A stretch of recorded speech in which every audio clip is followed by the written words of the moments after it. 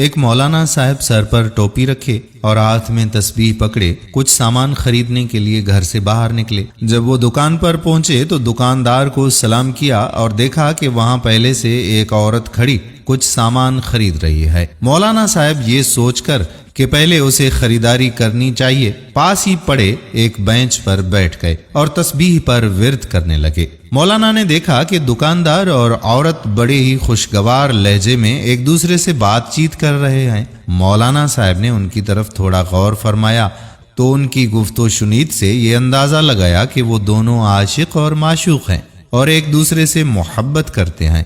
عورت نے جب سامان خرید لیا اور پوچھا کہ کتنے پیسے ہوئے تو دکاندار نے مسکراتے ہوئے کہا کہ عشق میں کہاں حساب کتاب ہوتے ہیں، چھوڑو پیسے اور چلی جاؤ گھر۔ مولانا صاحب نے جب دکاندار کی یہ بات سنی تو اچانک انہیں دورہ پڑا اور وہ بے ہوش ہو کر گر پڑے۔ یہ دیکھ کر دکاندار اور عورت دونوں کے اوزان خطا ہو گئے کہ ان کی فحش گفتگو سن کر مولانا صاحب کی طبیعت خراب ہو گئی ہے۔ دکاندار مولانا صاحب کو ہوش میں لانے کی کوشش کرنے لگا اور عورت وہاں سے سامان لے کر چلی گئی۔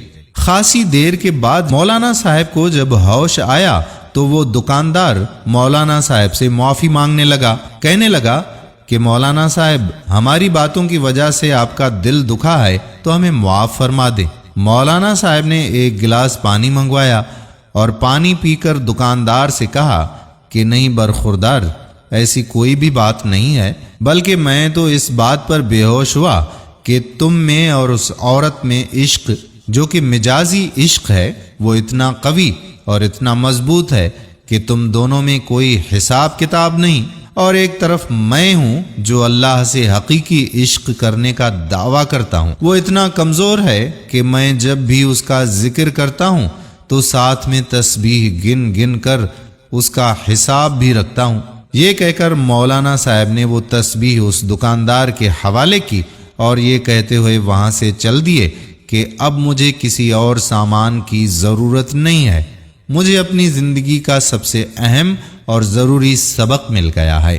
دوستو، ہمیں بھی چاہیے کہ ہم بغیر کسی اعداد و شمار کے اللہ رب العزت کا ذکر کریں، بلکہ ہر وقت اللہ کو یاد کرتے رہیں۔ جب وہ ہمیں نوازتے ہوئے حساب نہیں کرتا تو پھر ہم اسے یاد کرنے میں اتنی کنجوسی کیوں کرتے ہیں؟ عاشق اور معشوق کا رشتہ تو اتنا قوی ہوتا ہے کہ وہ ایک پل کے لیے بھی ایک دوسرے سے غافل نہیں ہوتے۔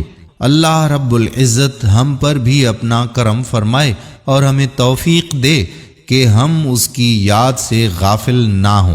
دوستو، نیچے دیے گئے کمنٹ سیکشن میں سبحان اللہ لکھیے اور اس ویڈیو کو شیئر کرتے رہیے۔